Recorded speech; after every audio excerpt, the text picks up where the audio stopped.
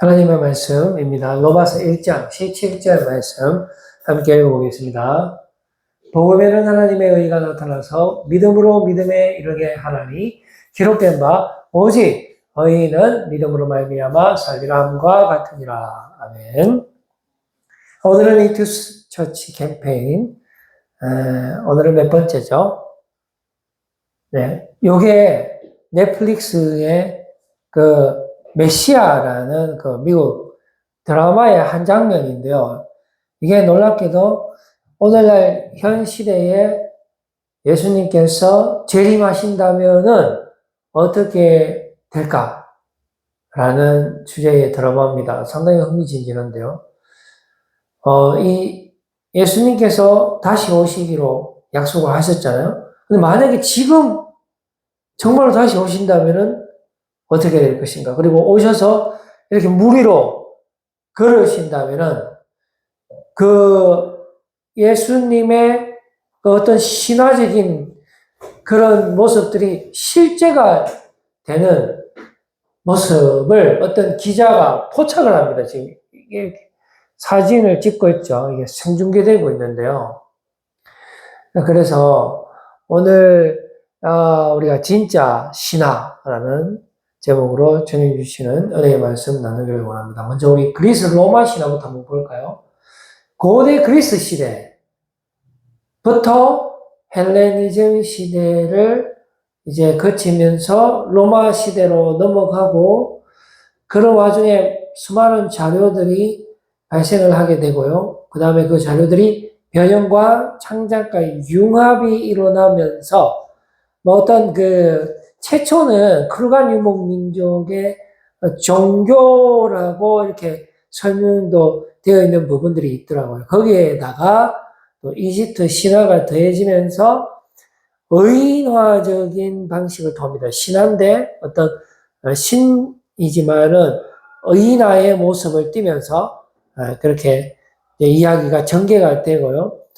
그런데 신화를 통해서 우리가 얻을 수 있는 교훈이라는 것은 세상의 이치, 그리고 어떤 자연의 창조 과정이라든지 자연의 어떤 성립 과정에 대해서 설명을 하고 있습니다. 그러니까 이 신화라는 것은 우리가 살고 있는 세상을 반영하고 있는 그런 모습들이죠. 물론 인간 저자가 이제 신화를 만들게 되는 것입니다. 그런데 우리 성경에 보면은 그 기적에 관련되는 그런 내용들이 많이 있습니다. 예수님께서 한번 그다음 PPT 한번 보여주시죠. 바다 위를 걸으시는 예수님 나오죠. 그 다음에 또 심지어 바다를 꾸짖으시는 예수님의 모습을 우리가 만날 수 있습니다. 그리고 죄를 사하시는 모습, 우리 예수님께서 그 다음에 죽은 자를 살리시는 모습, 그리고 수많은 병자들을 고쳐주시는 우리 예수님의 모습을 성경에는 많이 기록되어 있습니다. 이것은 전부 다 기적의 말씀들이죠.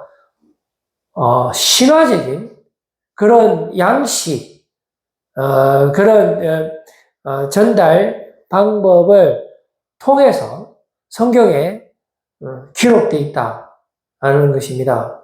그래서 이 성경과 신화의 비슷한 점을 한번 보면요. 일단 내용은 동일합니다. 그리스 로마 신화에도 보면은 그 신들의 활약상이 엄청나게 나타나거든요. 자, 그런 부분들에서 동일한 점이 있다라는 것입니다. 그리고 작성도 인간이 만들었죠. 자, 우리 신약 성경의 많은 저자들 중에 가장 많이 적은 사람이 사도 바울입니다. 바울이 무슨 신입니까? 인간이죠. 그래서 인간이 적었습니다. 그러나 바울은 성령의 영감으로 적고, 바울이 천재가 아닙니다. 그냥 단지 받아 적었죠. 성령님께서 계시로 알려주는 것을 바울은 그냥 적고 전달했을 뿐이죠. 아무튼 누구의 손을 빌렸습니까? 우리 성령님께서 인간의 손을 빌려서 이 신화의 양식의 그 틀을 사용해서 우리 인간에게 주어진 것입니다. 고로 그 내용을 우리가 자연과학적으로는 받아들일 수 없어요. 그러니까 역사도 우리가 지난 시간에 살펴보았지만은 성경에는 알 수 있는 역사가 있고 알 수 없는 역사가 있다 했습니다. 그럼 알 수 없는 역사보다 더 심한 게 뭐죠? 신화입니다. 신화. 그러니까 알 수 없는 역사는 당연히 알 수 없고 신화도 당연히 알 수 없다. 그래서 로마 신화도 알 수 없다. 그야말로 신화다라는 그런 공통점이 있습니다. 왜 그러냐면은 그리스 로마 신화에도 어떤 창조에 대한 내용이 있거든요. 그냥 반인 반심 이런 내용도 수없이 많습니다. 그러면 창조, 성육신, 뭐 기적은 말할 것도 없죠. 자, 대속, 부활, 뭐 성천 이런 내용들 비슷한 점. 자, 그래서 공통점을 한번 추려봤습니다. 뭐냐면은 성경과 그리스, 로마 신화의 공통점, 그 다음 PPT 한번 줘보세요. 바로 인간이 알 수 없는 내용. 자, 여기까지는 우리가 성경과 신화가 비슷하다라고 보여집니다. 자, 그런데 칼마르트라는 목사님이 있습니다. 이 목사님은 뭐라고 이야기하냐면 성경은 신하긴 신한데 진짜 신하다 이거예요. 진짜. 이분 대단한 분입니다. 그 신하 맞다. 누구 자율적으로 성경을 보는 사람들 그렇게 보면 된다. 그렇게 볼 수밖에 없다. 우리가 자연과학적으로 받아들일 수 없다. 신하 맞다. 그런데 진짜 신하다라고 이야기한 신학자가 되겠습니다. 그래서 왜 진짜 신하냐? 이거는 하나님이 직접 말씀하신 내용이고 독생자를 이 땅에 보내주신 것이고 그런데 그분이 하나님이시고 그리고 그분이 오셔서 하신 모든 그 신화적인 행동들이 바로 우리에게 구원을 주시기 위해서 우리의 죄 문제를 해결하시기 위해서 이 땅에 오셨고 십자가에 죽으셨고 죽은 자 가운데서 다시 부활하심으로 말미암아 그 모든 하나님의 그 신화적인 그 일을 실제로 다 이루신 거예요. 부활을 통해서. 자, 그렇게 했다라는 겁니다. 자, 그래서 성경과 신화의 다른 점이 이제 선명하게 나타나는데 계시라는 겁니다. 성경은. 그래서 로마는 신하고 성경은 계시. 그러니까 하나님이 말씀하시는 거예요. 우리는 전혀 상관이 없어요. 그럼 바울이 적었잖아요. 물론 바울이 적었죠. 그러나 성령의 충만함으로 그냥 바울은 받아 적었어요. 그냥 말씀하시는 것을 받아 적은 거예요. 바울이 천재가 아니란 말입니다. 그냥 전달자에 불과하다는. 그것도 누구한테 하는 말씀이냐. 그래서 로마 신화는 인간에게 어떤 교훈을 주기 위한 그런 3인칭 관점의 그런 이야기라면은 이 성경은 2인칭입니다. 2인칭. 명령 우리에게 하나님께서 그냥 말씀으로 임하시는 거예요. 그것도 다이렉트로 우리에게 말씀으로 오시는 주님이 되시는 것입니다. 자, 한번 볼까요? 창조 역사부터 한번 봅시다. 창세기 1장 1절에 보면 우리 그리스 로마에도 창조가 있는데 성경은 달라요. 보세요. 태초에 주어가 하나님이죠. 하나님이 천지를 창조하셨대요. 그러니까 이거는 놀라운 신화죠. 그런데 진짜 신화란 말입니다. 이게. 그리고 또 보세요. 창조의 목적도 기록되어 있습니다. 성경에. 뭐라고 기록되어 있냐면은 하나님이 이르시되 우리의 형상을 따라 우리의 모양대로 우리가 사람을 만들었는데 이 모든 자연 만물을 다스리게 하기 위해서 우리를 만드셨다.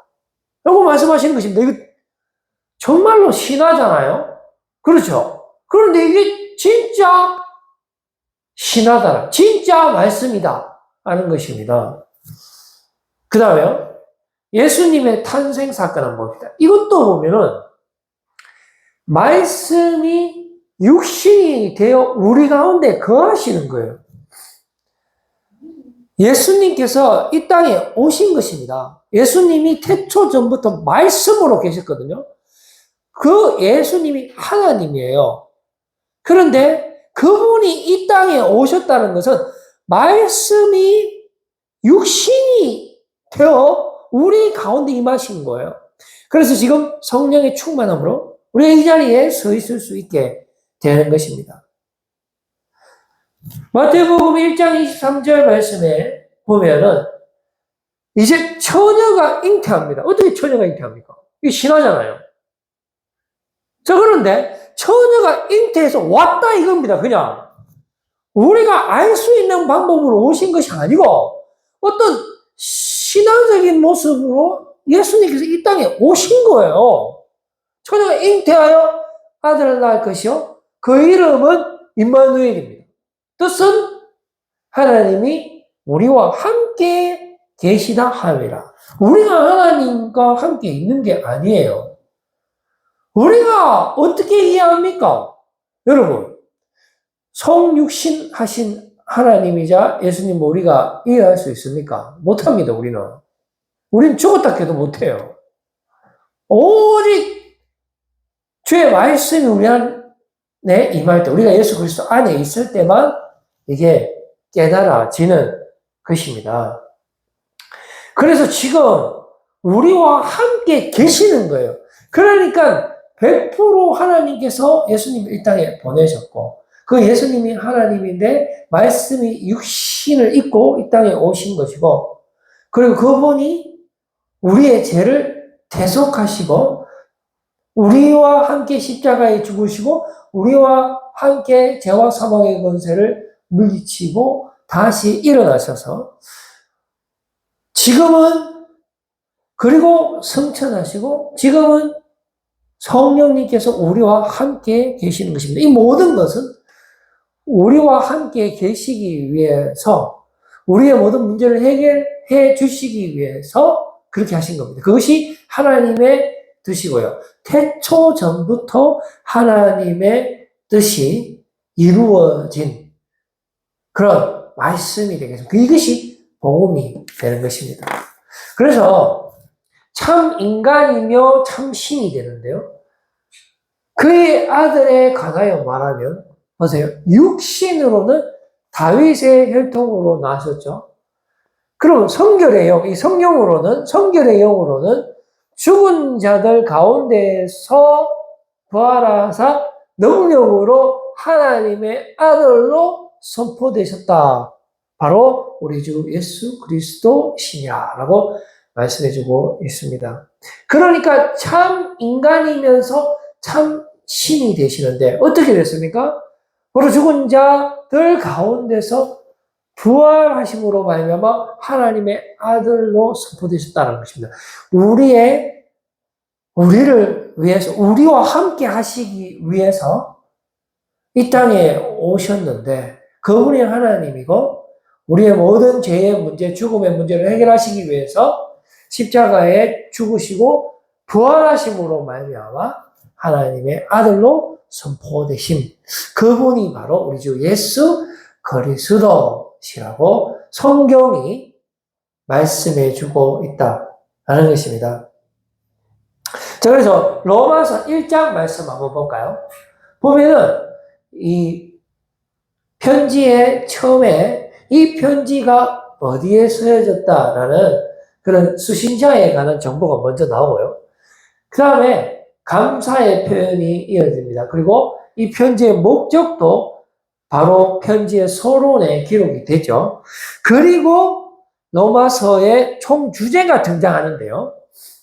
그 주제가 로마서 1장 16절, 17절인데 그 다음 PPT 한번 들어보세요. 자, 복음이란 나옵니다. 모든 믿는 자에게 공부하는 자, 고행하는 자, 금식하는 자, 돈 많은 자, 잘생긴 자 그런 거 아닙니다. 모든 믿는 자에게 구원이 뭡니까? 우리의 모든 문제의 해결이죠. 우리 모든 문제 근원의 해결, 우리를 죽음에서 건져주시는 것, 죄악에서 건져주시는 그 구원, 우리 모든 인류가 원하는 그 선물, 궁극적인 선물, 그 구원이 어떻게 되는 거예요? 주시는 거예요. 우리가 돈 주고 사는 것도 아니에요. 우리가 공부해서 깨닫는 것도 아닙니다.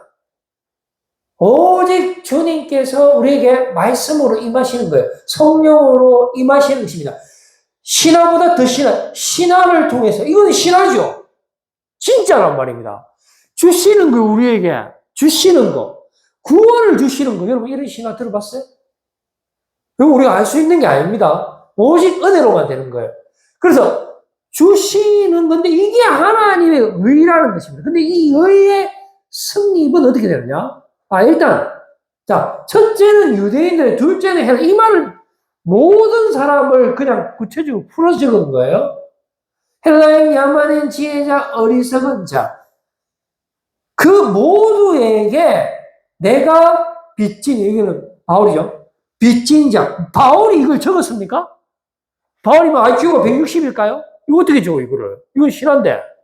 못 적습니다, 바울이. 성령의 영감으로 적는 거예요. 니 적어라, 빨리. 이거 적어. 적어서, 말씀하셔. 적어갖고, 빚진 자에게 뭡니까? 빚은 무조건 갚아야 되잖아요. 이게요.